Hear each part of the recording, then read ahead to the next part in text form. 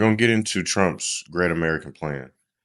He's been saying some things that might come off the cuff and out of left field to some people, uh, around the Panama Canal, wanting America to take control over that, wanting to buy Greenland, um, and of course, suggesting that Canada should become the 51st state of the United States. He's been saying a lot of stuff, and this all can encompass, tariffs, trade, international trade, stuff like that. And my biggest critique with Donald Trump is that he says some things and doesn't really explain himself. I'm not expecting like a full-on, essay or soliloquy about what his plans are, but just some type of explanation that allows us to kind of see where his head is at and why uh, some of these plans or some of these suggestions are things that we should be looking into as, the greater American whole. I understand politics can change in the blink of an eye. You don't always have time to fully go in depth, but that's not necessarily what I'm asking. I'm just asking for a quick explanation. Like, don't just say, "Oh yeah, we need to take back the Panama Canal." Okay, but why? Or Canada should become the 51st state of the United States. Okay, but why do you feel that way? Oh, we should purchase Greenland. Okay, but again, why? What's your thought around that? Just something quick, right? But he fails to do that. So, with that being said, let's get into the video. Just looking for some color. For the past few months or so, there's been non-stop speculation about how the incoming US President Donald Trump might try to expand America's borders. In December, Trump suggested that Canada should become the 51st state of America, told a crowd of supporters that he wanted to take back control of the Panama Canal, and posted on Truth Social that the ownership and control of Greenland is an absolute necessity. Most commentators originally ignored Trump's comments, dismissing them either as a joke or belligerent but empty rhetoric. But on Tuesday, Trump gave an astonishing press conference at Mar-a-Lago, where he refused to rule out using military force to take Greenland and the Panama Canal, threatened very high tariffs against Denmark unless they agreed to give up Greenland, and threatened to use, quote, economic force to make Canada a US state. This came a few hours after a series of freewheeling posts over on Truth Social, where Trump claimed that a US-Canada merger would better guarantee Canadian security, and pledged to, quote, make Greenland great again. So in this video, we're going to take a look at Trump's plans to expand. See that bit about Canada being the 51st state and they would be totally secure from the threat of Russia and China. So I guess we would be guaranteeing that, but we would also be getting some type of economic resources as well from Canada. Or yeah, resources we could use for that. Um, Especially when you think about like what's going on in Los Angeles with the fires. A lot of water flows from Canada down uh, throughout California, LA, that type of stuff. So, I mean, if water has been being diverted from LA to Atlantic Ocean to protect, you know, ocean life, for one, to some degree, I'm pretty sure LA would be fine with, additional water resources, or California in general would be happy with additional water resources. Quote, make Greenland great again.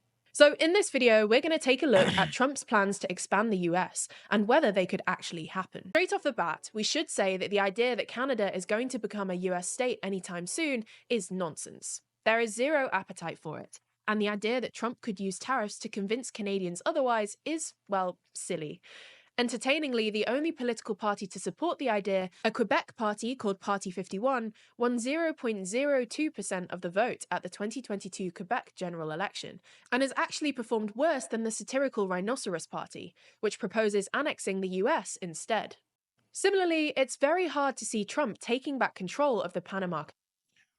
It's always the minority supporting um, these types of ideas, whether it ends up being a good idea or not. But the broader, I don't expect the broader majority, at least for right now, of you know party leaders or parties in Canada that tend to win control, I guess is the phrase to use, to be in support of becoming a part of the United States. Like, pretty sure they want to keep their power to themselves and not get brought under the American flag. For those of you who don't know, the canal was built and controlled by the US in the early 20th But yeah, century this before Jimmy Panama Carter Canal part is decided the to piece start that handing I'm it back to really Panama in interested in. 1977. Carter's Republican successors, including Ronald Reagan, weren't too keen on the deal because of the canal's vital importance for American maritime trade. But it went ahead anyway, and in 1999, the canal was fully handed over, although the US did get Panama to sign a so called neutrality treaty, which guarantees fair access for all nations and non discriminatory tolls, as well as giving the US the right to intervene militarily if this neutrality is threatened. Trump is So Trump does have a lane here if he decides to use military force to bring Panama Canal under American control. So that just wasn't out of left field. So a lot of people were complaining about him not promising to use military force. Well, I mean, it's in the treaty then. He can use military force. presumably using talk of military action to try and pressure Panama into reducing its toll rates. But it's worth saying that A, they're already pretty low by international standards, B, it's not really a credible threat, and C, while any decrease would admittedly help the US, given it's the biggest user of the canal, it would also benefit China, which is now the second biggest user. On this note, Trump is probably worried about the warming relations between China and Panama. While Chinese troops don't actually operate the canal, as Trump claimed on Christmas, it's true that Panama and China have been growing closer, as evidenced by Panama's decision to cut ties with Taiwan in favor of China, and a Hong Kong company operates the two ports on either end of the canal. Nonetheless, the obvious See, I would have a problem with that. I would have a problem with that. If I mean, correct me if I'm wrong, but is Hong Kong not part of China? Does China not run a communist government? So companies under the Chinese flag have to, like, quite literally obey and they're almost ran by the government. Correct me if I'm wrong. So no, Chinese government may not directly have their hand or have Chinese soldiers right there. I don't know. I'm not at the Panama Canal. I've never seen the Panama Canal. But if two Hong Kong companies operate the ports on each side, does that not validate Trump's concern? I'm mad confused. I'm mad confused how that doesn't validate Trump's concern. here is that Trump's bellicose rhetoric actually pushes Panama away from the US and closer to China. This leaves Greenland, which is currently an autonomous Which would be no, Panama, bruh. It's in our treaty. You're getting close to my enemies. I don't like that. Two Hong Kong companies operate ports on each side of the canal. I don't like that. Yeah. America needs to take that back. That's basically what Trump is saying, which would be well within his right because it's in the treaty. If America felt the need to utilize the American military to intervene with the Panama Canal, they have every right to do so. To me, this sounds like probable cause. That's just me.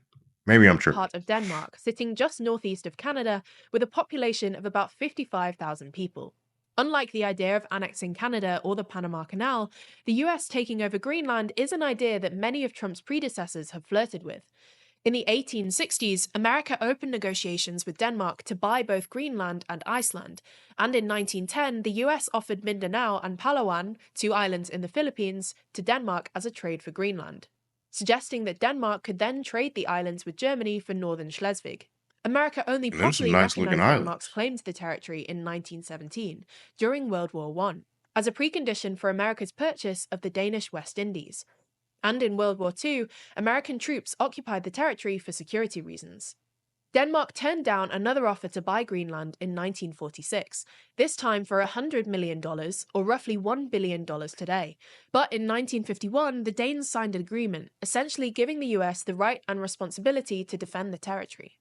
America's strategic interest in Greenland declined markedly after the Cold War, but has increased again in recent years, thanks to an uptick in geopolitical tensions between the US, Russia, and China, especially around the Arctic.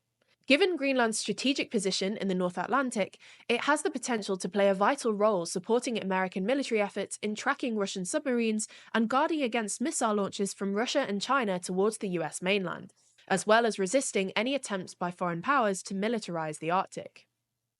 See, I wondered if that was the reason. Kind of like how, you know, Russia used Cuba as a strategic uh, territory way back in the day.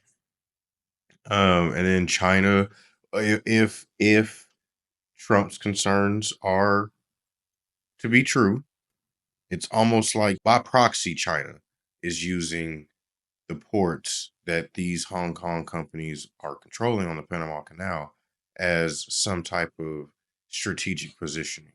So I get why Greenland would be important. It's all about strategic positioning. Trump actually first floated the idea back in August 2019 and kicked off a diplomatic furore by tweeting a photoshopped image of a Trump hotel in the middle of a Greenlandic village, with Denmark's Prime Minister, Mette Frederiksen, dismissing Trump's proposal as absurd.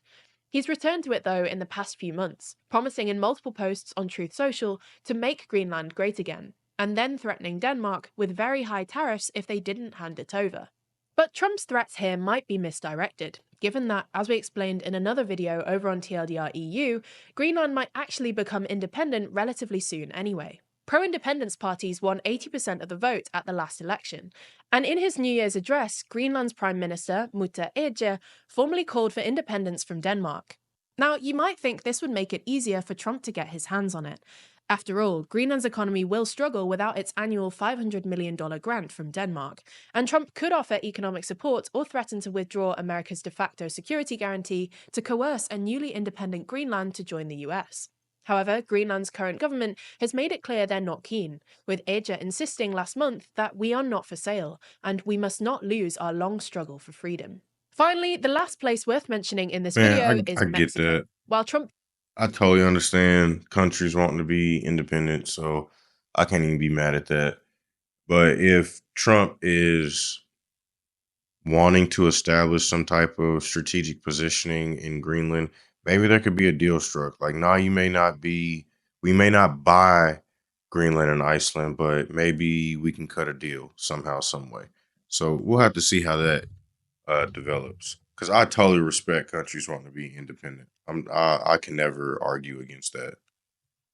talk about Mexico in Tuesday's press conference, there have been numerous reports that the incoming Trump administration is considering a soft invasion of northern Mexico to tackle the violent drug cartels that de facto control the territory. Obviously, any military action without the consent of the Mexican government, which is very much against the idea, would be a drastic violation of international law. But there's also a risk that, unless US forces were immediately successful in their objectives, the US might either be forced to temporarily occupy parts of northern Mexico or create a so called buffer zone. All in all, while a substantial change to America's borders in Trump's second term still feels unlikely, I think I read something the other day. I think it was yesterday. How like Trump will could potentially, I won't say he will, but Trump could potentially label or declare that Mexican cartel gangs are terrorists, and that would justify uh, invasion of Mexico. Now, could there be some ulterior motives? Of course. But if you think about the fentanyl epidemic, whether that drug is coming from Mexico or not Mexico, China, making its way through Mexico and then into the United States through crossing the Mexico-American border. Um, that's an argument to be had for sure. But how? I mean, where else is the drug coming from? Yeah, obviously, it's impacted um, American cities across the nation. So it's an issue that needs to be dealt with for sure. Is that a little bit extreme? Maybe, but Mexico been having a cartel issue for since before I was born. So, I mean, when does the problem get dealt with, And how does the problem get dealt with? It's not impossible, especially when it comes to Greenland and Mexico. Even if it doesn't happen, Trump's willingness to threaten other countries' territorial integrity, and even that of its nominal allies, suggests his second term will be geopolitically bumpy. We're heading into 2025 with a whole new group of politicians, business leaders, and influential people. The question is, though, who will come out on top? Who is the world's most influential person? Yeah, man. I don't know. Trump can say some things that sound crazy. I mean, I definitely don't disagree with that. But when you dive into some of the things that could potentially be the catalyst or the reasoning behind some of these ideas, I don't know. Me being me, is kind of hard for me to disagree. Now, there are some things I disagree with Trump on, especially like how he approaches bringing up some of these things. I definitely think people can tend to leave with more questions than answers when Trump says these things. But at the same time, when you look at some of the details behind it, they kind of make sense, right? They make sense. If I was a political leader, I don't know. I wouldn't say that I wouldn't do the same. Sometimes you got to act, be proactive. Don't always have time for deeper explanation. So I can't be too critical. But with that being said, let me know what you think in the comments. Do you, after hearing some of this information, do you still feel like Trump is a little bit off his rocker, or do you think Trump is being strategic and well within his right as the 47th president of the United States? Be sure to like, share, subscribe, and I'll catch you in the next one. Peace.